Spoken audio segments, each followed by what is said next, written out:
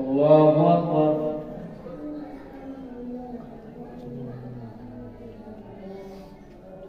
الحمد لله رب العالمين الرحمن الرحيم مالك يوم الدين إياك نعبد وإياك نستعين اهدنا الصراط المستقيم صراط الذين أنعمت عليهم غير المغضوب عليهم ولا الضالين.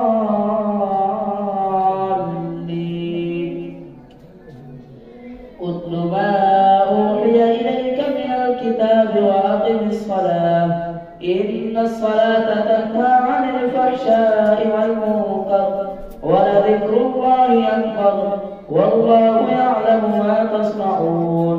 ولا تجادلوا أهل الكتاب إلا بالتي هي أحسن إلا الذين ظلموا منهم وقولوا آمنا بالذي أنزل إلينا وأنزل إليكم وإلهنا وإلهكم واحد ونحن له مسلمون. وكذلك أنزلنا إليك الكتاب فالذين آتيناهم الكتاب يؤمنون به ومن هؤلاء من يؤمن به وما يجحد بآياتنا إلا الكافرون. وما كنت تتلو من قبله من كتاب ولا تخطه بيمينك إذا لارتاب المبطلون. بل هو آيات بينات في صدور الذين أوتوا العلم وما يجحد بآياتنا إلا الظالمون.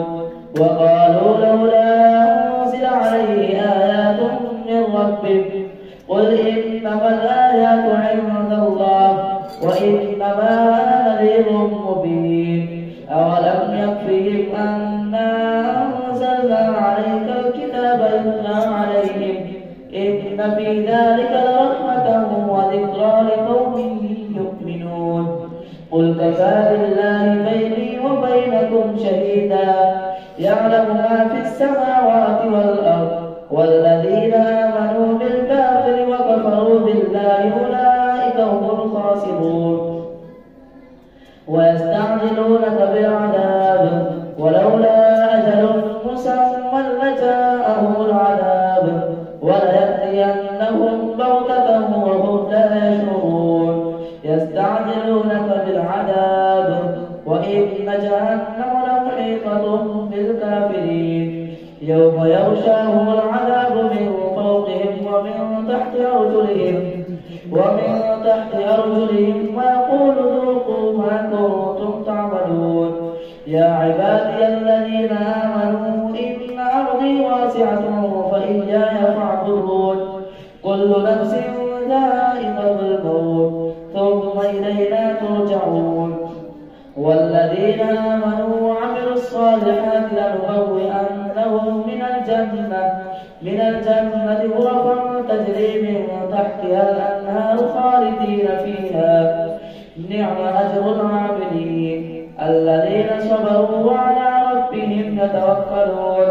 وكأين من دابة لا تحمل رزقها الله يرزقها وإياكم وهو السميع العليم. ولئن سألتهم من خلق السماوات والأرض وسخر الشمس والقمر ليقولن الله فأنى يؤفكون. الله يبسط الرزق لمن يشاء من عباده ويقدر له إن الله بكل شيء عليم. ولئن سألتهم من نزل من السماء ماء فأحيا به الأرض من بعد موتها ليقولن الله قل الحمد لله بل أكثرهم لا يعقلون. وما هذه الحياة الدنيا إلا لهو ولعب وإن الدار الآخرة لهي الحيوان لو كانوا يعلمون. فإذا ركبوا في الفلك دعوا الله مخلصين له الدين فلما نجاهم إلى البر إذا هم يشركون. ليكفروا بما آتيناهم وليتمتعوا فسوف يعلمون. أولم يروا أنا جعلنا حرما آمنا ويتخطف الناس من حولهم أفبالباطل يؤمنون وبنعمة الله يكفرون. ومن أظلم ممن افترى على الله كذبا أو كذب بالحق لما جاء أليس في جهنم مثوى للكافرين. والذين جاهدوا فينا لنهدينهم سبلنا وإن الله لمع المحسنين. ألف لام ميم غلبت الروم في أدنى الأرض وهم من بعد غلبهم سيغلبون في بضع سنين لله الأمر من قبل ومن بعد ويومئذ يفرح المؤمنون بنصر الله ينصر من يشاء وهو العزيز الرحيم. وعد الله لا يخلف الله وعده ولكن أكثر الناس لا يعلمون. يعلمون ظاهرا من الحياة الدنيا وهم عن الآخرة هم غافلون. أولم يتفكروا في أنفسهم ما خلق الله السماوات والأرض وما بينهما إلا بالحق وأجل مسمى وإن كثيرا من الناس بلقاء ربهم لكافرون. أولم يسيروا في الأرض فينظروا كيف كان عاقبة الذين من قبلهم كانوا أشد منهم قوة وأثاروا الأرض وعمروها أكثر مما عمروها وجاءتهم رسلهم بالبينات فما كان الله ليظلمهم ولكن كانوا أنفسهم يظلمون. ثم كان عاقبة الذين أساءوا السوء أن كذبوا بآيات الله وكانوا بها يستهزئون. الله يبدأ الخلق ثم يعيده ثم إليه ترجعون. ويوم تقوم الساعة يبلس المجرمون ولم يكن لهم من شركائهم شفعاء وكانوا بشركائهم كافرين. ويوم تقوم الساعة يومئذ يتفرقون فأما الذين آمنوا وعملوا الصالحات فهم في روضة يحبرون. وأما الذين كفروا وكذبوا بآياتنا ولقاء الآخرة فأولئك في العذاب محضرون. فسبحان الله حين تمسون وحين تصبحون وله الحمد في السماوات والأرض وعشيا وحين تظهرون. يخرج الحي من الميت ويخرج الميت من الحي ويحيي الأرض بعد موتها وكذلك تخرجون. ومن آياته أن خلقكم من تراب ثم إذا أنتم بشر تنتشرون. ومن آياته أن خلق لكم من أنفسكم أزواجا لتسكنوا إليها وجعل بينكم مودة ورحمة إن في ذلك لآيات لقوم يتفكرون. ومن آياته خلق السماوات والأرض واختلاف ألسنتكم وألوانكم إن في ذلك لآيات للعالمين. ومن آياته منامكم بالليل والنهار وابتغاؤكم من فضله إن في ذلك لآيات لقوم يسمعون. ومن آياته يريكم البرق خوفا وطمعا وينزل من السماء ماء فيحيي به الأرض بعد موتها إن في ذلك لآيات لقوم يعقلون. ومن آياته أن تقوم السماء والأرض بأمره ثم إذا دعاكم دعوة من الأرض إذا أنتم تخرجون. وله من في السماوات والأرض كل له قانتون. وهو الذي يبدأ الخلق ثم يعيده وهو أهون عليه وله المثل الأعلى في السماوات والأرض وهو العزيز الحكيم. الله أكبر.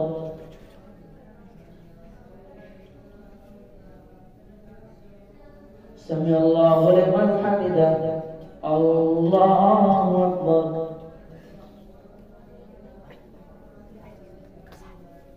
الله أكبر. الله أكبر. الله أكبر. الحمد لله رب العالمين الرحمن الرحيم مالك يوم الدين إياك نعبد وإياك نستعين اهدنا الصراط المستقيم صراط الذين أنعمت عليهم غير المغضوب عليهم ولا الضالين. ضرب لكم مثلا من أنفسكم هل لكم مما ملكت أيمانكم من شركاء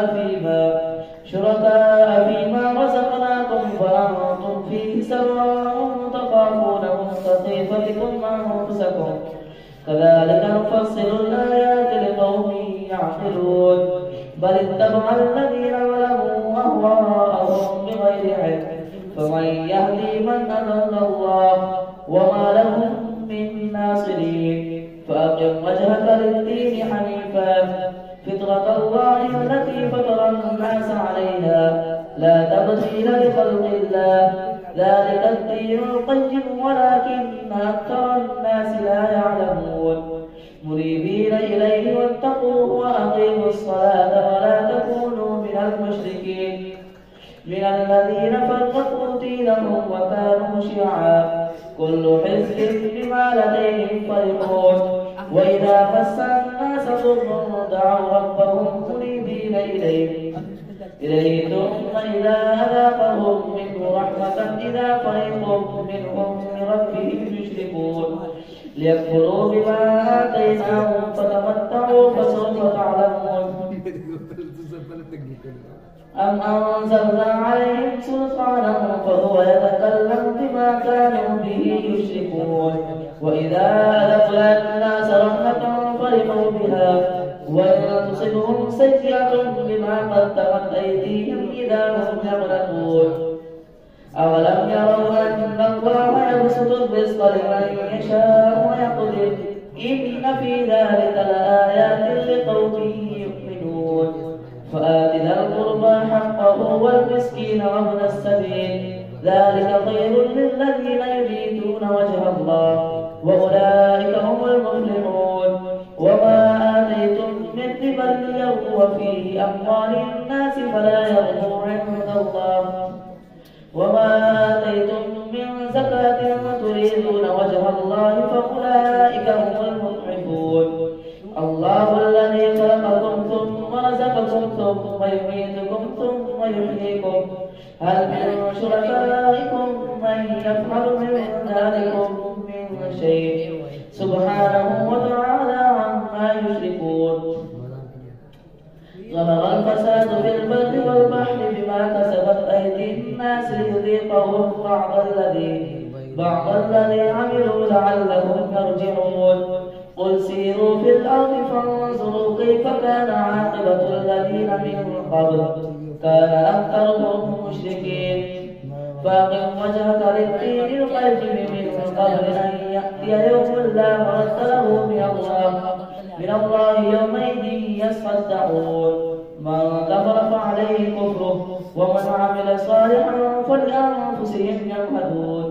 ليجزي الذين آمنوا وعملوا الصالحات من فضله إنه لا يحب الكافرين. ومن آياته أن يرسل الرياح مبشرات وليذيقكم من رحمته ولتجري الفلك بأمره ولتبتغوا من فضله ولعلكم تشكرون. ولقد أرسلنا من قبلك رسلا إلى قومهم فجاءوهم بالبينات فانتقمنا من الذين أجرموا وكان حقا علينا نصر المؤمنين. الله الذي يرسل الرياح فتثير سحابا فيبسطه في السماء كيف يشاء ويجعله كسفا فترى الودق يخرج من خلاله فإذا أصاب به من يشاء من عباده إذا هم يستبشرون وإن كانوا من قبل أن ينزل عليهم من قبله لمبلسين فانظر إلى آثار رحمة الله كيف يحيي الأرض بعد موتها إن ذلك لمحيي الموتى وهو على كل شيء قدير ولئن أرسلنا ريحا فرأوا مصفرا لظلوا من بعده يكفرون فإنك لا تسمع الموتى ولا تسمع الصم الدعاء إذا ولوا مدبرين وما أنت بهاد العمي عن ضلالتهم إن تسمع إلا من يؤمن بآياتنا فهم مسلمون الله الذي خلقكم من ضعف ثم جعل من بعد ضعف قوة ثم جعل من بعد قوة ضعفا وشيبا يخلق ما يشاء وهو العليم القدير ويوم تقوم الساعة يقسم المجرمون ما لبثوا غير ساعة كذلك كانوا يؤفكون وقال الذين أوتوا العلم والإيمان لقد لبثتم في كتاب الله إلى يوم البعث فهذا يوم البعث ولكنكم كنتم لا تعلمون فيومئذ لا ينفع الذين ظلموا معذرتهم ولا هم يستعتبون ولقد ضربنا للناس في هذا القرآن من كل مثل ولئن جئتهم بآية ليقولن الذين كفروا إن أنتم إلا مبطلون كذلك يطبع الله على قلوب الذين لا يعلمون فاصبر إن وعد الله حق ولا يستخفنك الذين لا يوقنون ألف لام ميم تلك آيات الكتاب الحكيم هدى ورحمة للمحسنين الذين يقيمون الصلاة ويؤتون الزكاة وهم بالآخرة هم يوقنون أولئك على هدى من ربهم وأولئك هم المفلحون ومن الناس من يشتري لهو الحديث ليضل عن سبيل الله بغير علم ويتخذها هزوا أولئك لهم عذاب مهين وإذا تتلى عليه آياتنا ولى مستكبرا كأن لم يسمعها كأن في أذنيه وقرا فبشره بعذاب أليم إن الذين آمنوا وعملوا الصالحات لهم جنات النعيم خالدين فيها وعد الله حقا وهو العزيز الحكيم خلق السماوات بغير عمد ترونها وألقى في الأرض رواسي أن تميد بكم وبث فيها من كل دابة وأنزلنا فيها آية بينة خلق السماوات بغير عمد ترونها وألقى في الأرض رواسي أن تميد بكم وبث فيها من كل دابة وأنزلنا من السماء ماء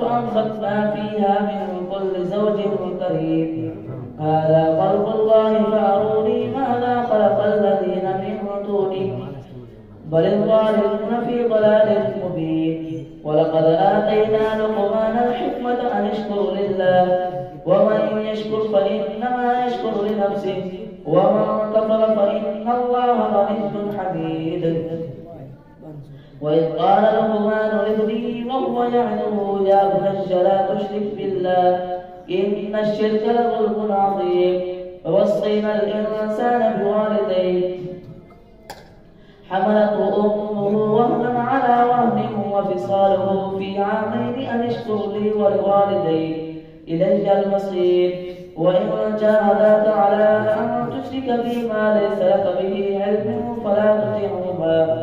فلا تطعهما وصاحبهما في الدنيا معروفا واتبع سبيل من أناب إليه ثم إلي مرجعكم فأنبئكم بما كنتم تعملون يا بني إنها إن تك مثقال حبة من خردل فتكن في صخرة أو في السماوات أو في الأرض يأت بها الله إن الله لطيف خبير يا بني أقم الصلاة وأمر بالمعروف وانه عن المنكر واصبر على ما أصابك إن ذلك من عزم الأمور ولا تصعر خدك للناس ولا تمش في الأرض مرحا إن الله لا يحب كل مختال فخور واقصد في مشيك واغضض من صوتك إن أنكر الأصوات لصوت الحمير الله